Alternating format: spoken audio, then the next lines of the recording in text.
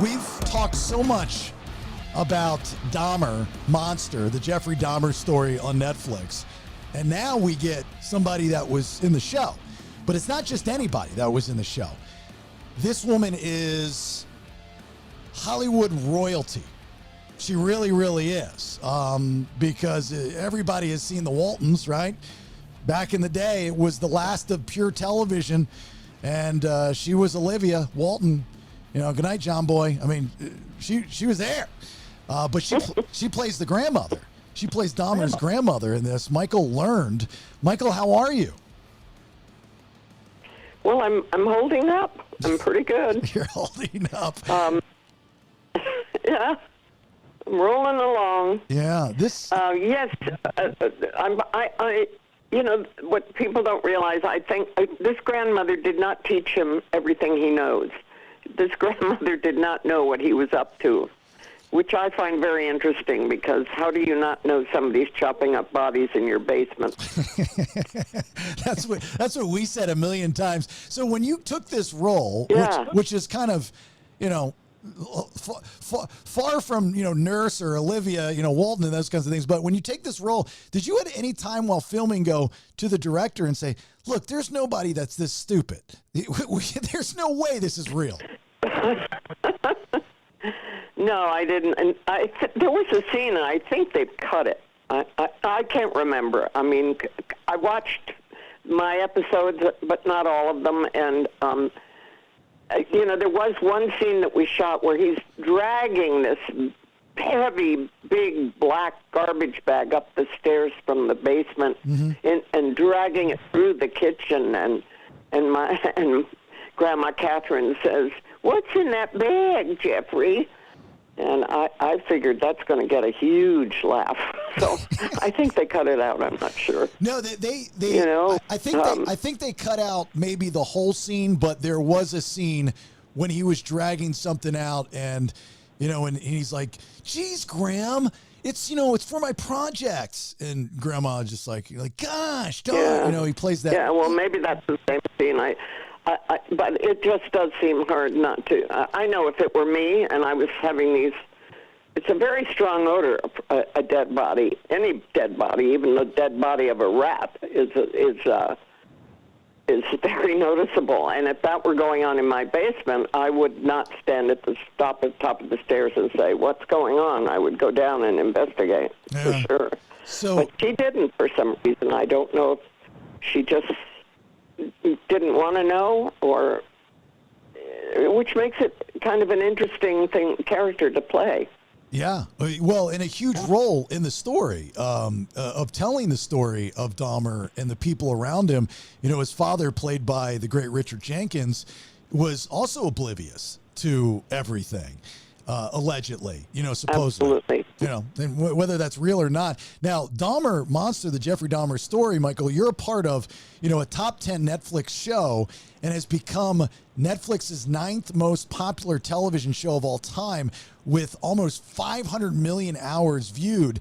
If you compare that to some of the things that you've done in your career, let's just take The Waltons, which was a huge show on CBS for a number of years. This streaming world, is it shocking to you, being in the business and watching it evolve and transition? Well, I'm not quite sure what 500 million hours means. What does it mean? So it would be the equivalent to... Does it mean 500 million people, or does it mean 500 million hits? Or I'm not sure what... It's sort of a technical term that I'm not familiar with. So would you explain it to me, please? Well, it would mean that 500 million hours of runtime for Dahmer, the Monster, the Jeffrey Dahmer story, no matter if there is one person watching it or 10 people watching it, as long as that show is on someone's television being streamed on Netflix, 496.05 million hours have been viewed. That's a lot in just a couple weeks. It is? Okay. Yeah. Yeah. I mean, you're part of a big deal. Well, Ryan Murphy gets another one, you know, out of the park.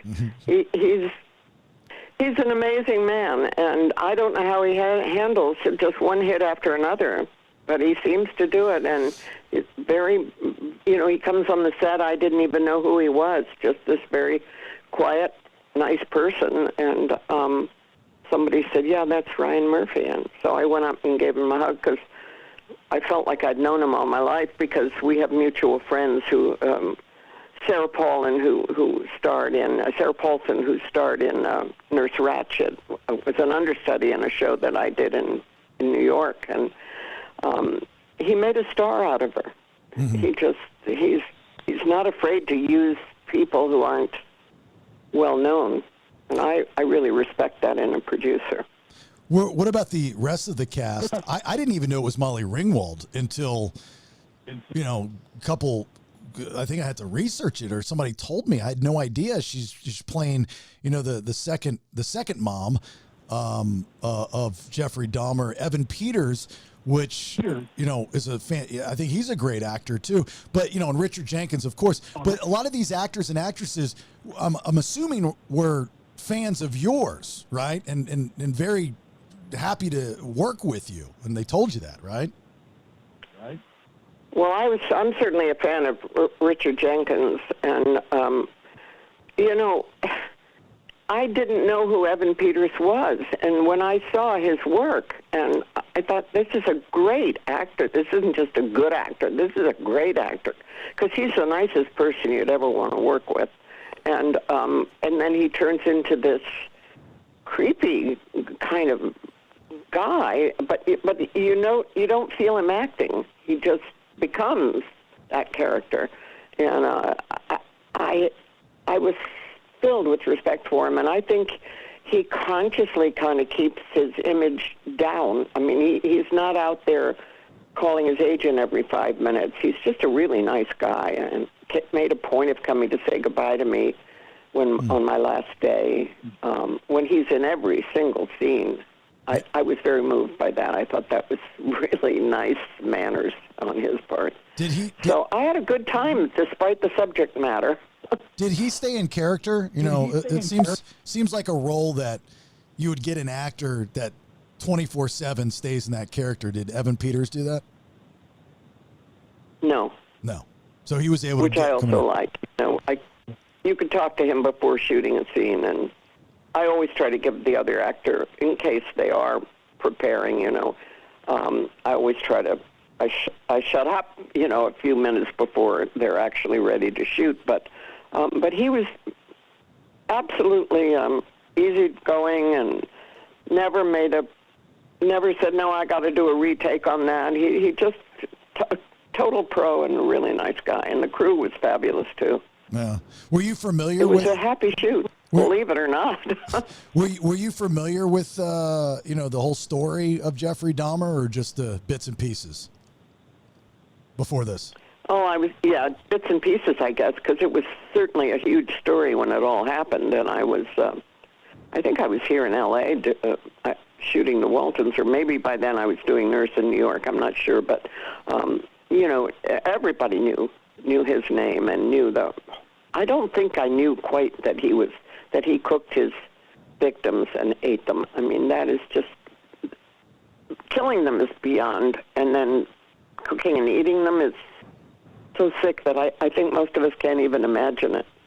No, and the consensus of this show, and we've had conversations about this numerous times, is, it's weird, but the way that the show is done and shot and portrayed and delivered, people are finding ways to kind of feel bad for Jeffrey Dahmer.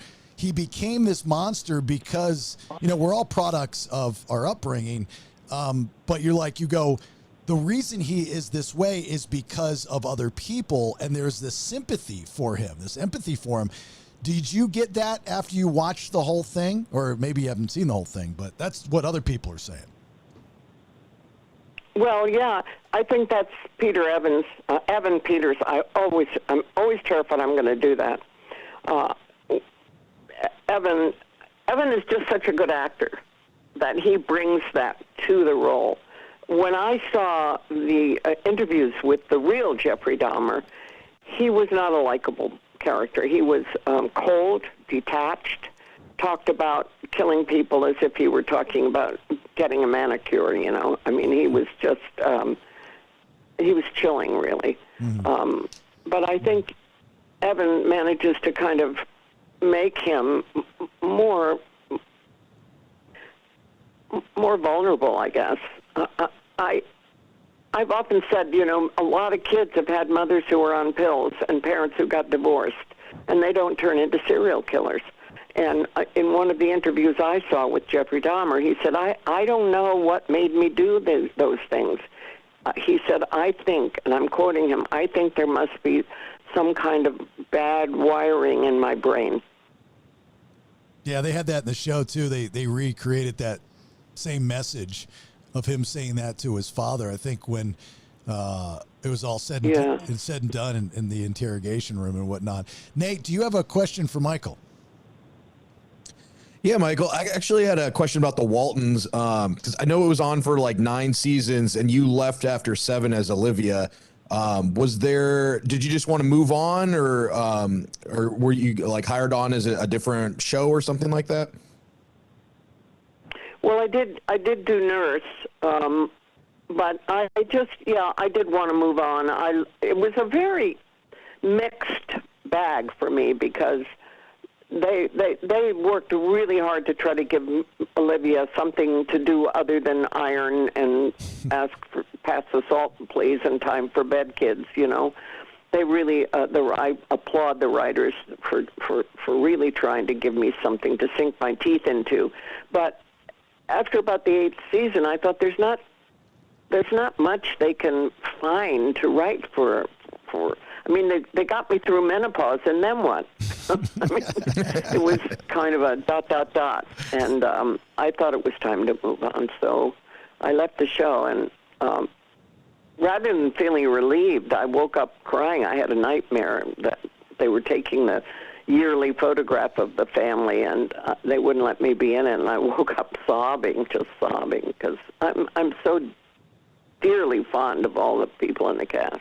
A 50-year. We're very close to this day. It's a 50-year reunion, right? The anniversary of the Waltons coming up, or now, right? Yes. Yeah.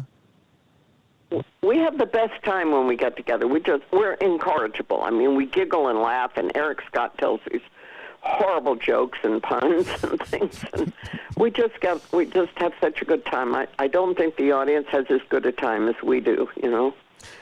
You know the old thing when you're on stage, if the actor enjoys his work too much, it turns the audience off. Yeah, there wasn't any drama on the set, was there? I mean, there was no stories of, you know, cast members not getting along, and you guys were like legit, like a family. Yeah, we were. We got along pretty well. I think Ralph and I had a spat once, and I mean just a disagreement about something. I can't remember what it was, but I remember that when they called us on the set, I knocked on his trailer door, and I was crying, and I said, Ralph, we have to make up because I can't shoot a scene if I'm still mad at you. So, you know, it was that kind of, if we had a spat, it was a really minor one. Yeah. The worst time was when Helen got upset, and, I mean, Ellen got upset, and locked herself in her dressing room. That was the hardest time because she wouldn't come out, and everybody was trying to get her to come out. And finally, I got her to open the door, and her lips were blue, and she was shaking, and the air conditioner had been on in that tiny little cubicle, and she was freezing to death. So luckily, I got the prop man to bring blankets and a shot of whiskey, and they sent her home. But that was and shortly thereafter, she had her stroke. So I don't know if it contributed to her stroke or not, but that was kind of the biggest drama that we had on the show was Ellen, and then Ellen having the stroke, of course. In real life, did you ever, before you went to bed, scream around the house, "Good night" to everybody? Good night, John Boy. Good night, Jim Bob. Not once. Not once. We did.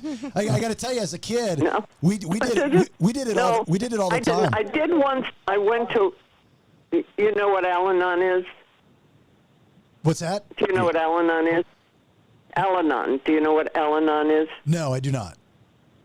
Al-Anon is is a group of people who have alcoholic members of a family or friends or something. Okay. It's a support group for families or friends of alcoholics or drug addicts. And I went to a 5-day Al-Anon program where you stayed for 5 days, and I was sharing a room with another woman, and we were all getting ready for bed, and I suddenly heard, "Good night, Carol. Good night, Nancy. Good night, Becky." And on the they were all saying good night, and I had to get up and say good night, everybody. It was cool. It was fun.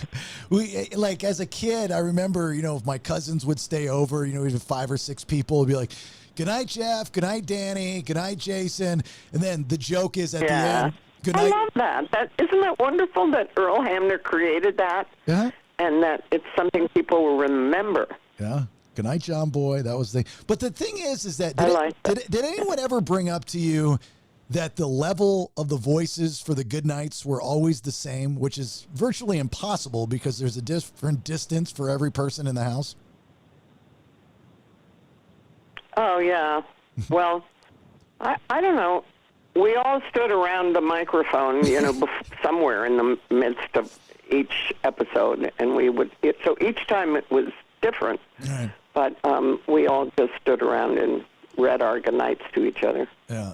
And it was comforting. There were times when I was going through a big turmoil in my own life, and just to sit on the porch, even though it was a fake facade, it was just a facade of the house, to sit there with Ellen and shell peas, and we'd just be talking between takes, and it was very, very comforting to me, too. Well, it's comforting to a lot of people. The Waltons were, this is, I couldn't really name a television show probably in the last 10, 15, 20 years, but, the Waltons was a show, and there were a few different shows very similar, that you actually felt like you were a part of the family, or you wanted to be a part of the family, or you could relate to someone in the family, which drew you in even closer and helped shape your childhood because of a television show. I mean, that's how big of a show it was. That's wonderful. Isn't it wonderful? I mean, for me to hear that makes me feel actually very humble. Wow. And grateful that I was part of it. I complained a lot at the time because I had kids at home, and the hours were very long hours.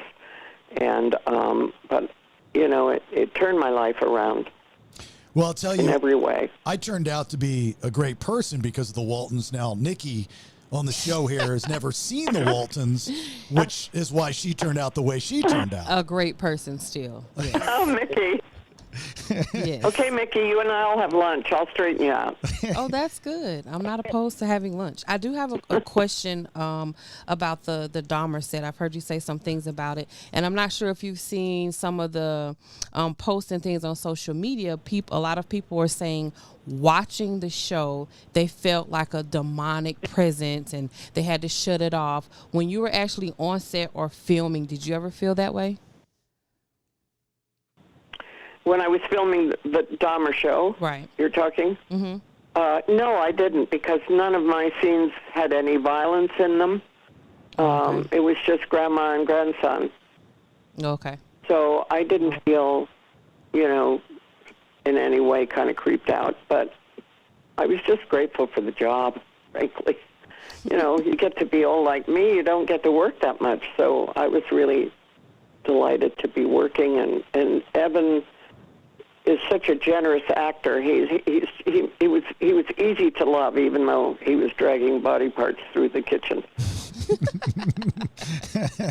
Well, I think you're one of your shining moments, but as far as a character defining moment in Dahmer, the monster, Dahmer monster, Jeffrey Dahmer story, was the scene where you finally had enough with the late night shenanigans, and you come downstairs as he's already drugged the guy, and you say, "I'm not going anywhere. I'm going to make sure he gets home."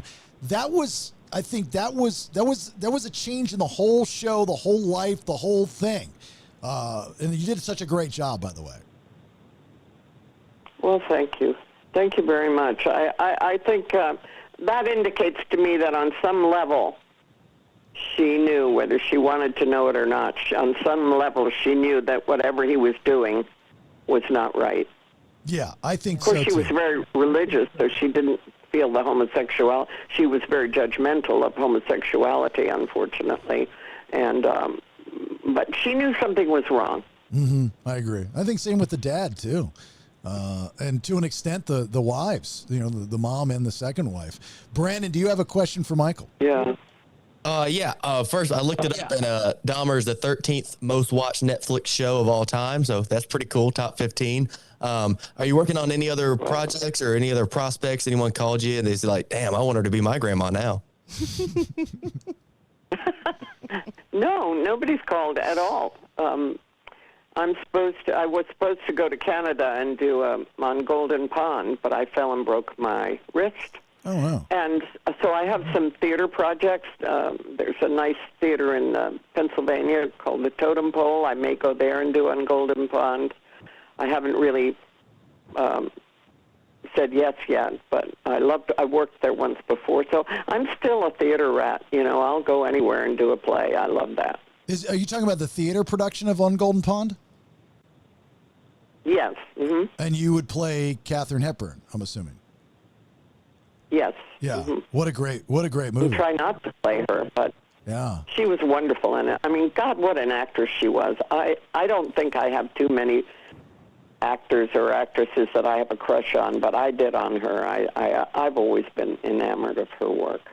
Well, how do you Committed. how do you crash the wooden boat on stage? That scene always drove me nuts. I don't know. And you just have to make it your own somehow. And, of course, it also matters. I was supposed to do it with Hal Linden, and I was looking forward to that. But I fell and broke my wrist, and he had some health issues, so it didn't happen, but it's never too late. Did you break your wrist? Another skateboarding incident?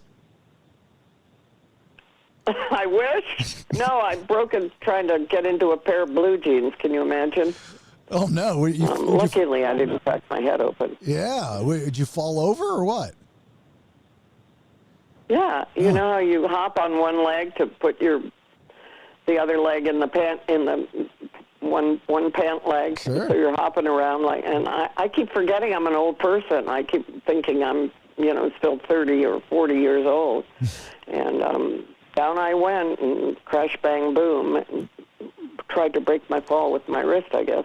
Well, if it makes you feel, cat. I've got a cat hanging on to me with her paws and biting the hell out of my hand. Hey, kitty, knock it off. Hey, that's too hard. if it makes you feel any She better, loves chewing on me. I don't know why. my mother. I wish I could show you a picture. If it makes you feel any better, Michael, my mother's 76 and she tripped over a curb at the grocery store not that long ago and busted out all of her front teeth. Oh, your poor mom. Oh, my God. Yeah. Well, that's horrible. Yeah, real bad. My sympathy. So before I let you go, I want to ask you this about the Waltons. It was such a pure television show. A lot of that doesn't exist, and there's generations that don't know what it is and don't care to even experience pure TV, where you watch a show, learn a lesson, and feel good when it's said and done. Can you name another show during that time or after the Waltons that was a pure television show like that? Well, Little House on the Prairie, I think. Yeah. But I don't think that would have gotten made if it hadn't been for the Waltons, because the television was mostly musicals, and Flip Wilson was opposite us, and John said, my husband just said, and you put him out of business, which I don't feel good about. But, I think it did turn, it made it possible, our show made it possible for Little House on the Prairie, in a way, because I think I really think CBS wanted to bury it. And everybody was shocked and amazed that it did so well. Well, even Little House on the Prairie started to push the envelopes. I mean, you had the drug episode, you had some questionable love interest episodes and stuff, and that kind of stuff was never dug into that really on the Waltons. No, I think there was one show where an old flame comes to visit, one of Olivia's old beaux, but it was absolutely pure and chaste. Right. You could not have Olivia even flirt, really. No. But I tried to get away with a little bit of flirting. Well, who knew, 30, 40 years ago that Olivia Walton would be Jeffrey Dahmer's grandmother? I mean, nobody saw it coming. No, it is a stretch, isn't it? How your daughter produced such a horrible son? We never heard "Goodnight, John Boy," "Goodnight, Dahmer." We never heard that at the end of the Waltons. I'll tell you that. No. All right, we'll let you No, go. but I do think his grandma loved him. Without a doubt, loved him so much she was blind to what he was doing. Exactly. Denial works sometimes, unfortunately. And if there were a lesson to take from this show, I think denial, which is part of what we all go through post-death of someone. But when you deny something from somebody you love so much, you're actually handicapping them. And in this case, you killed a lot of people because you denied the fact that there was something wrong with your grandson, or in Richard Jenkins' case, his son. So there's an interesting lesson to learn if you take it from it. Yeah, I know. So, Yeah. I have a grandson we have a grandson living with us at the moment. He's 28 years old. He's absolutely gorgeous and sweet, and he cooks. He's a fabulous cook.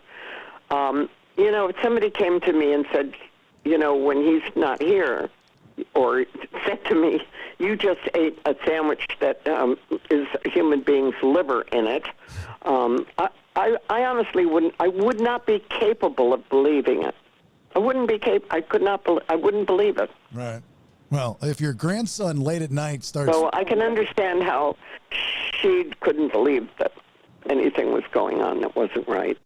Well, if your grandson, your real-life grandson, late at night starts bringing over strange men and dragging black garbage bags, you might want to call somebody. Yes, I will definitely. I won't say what's in that bag. I'll say open the damn bag.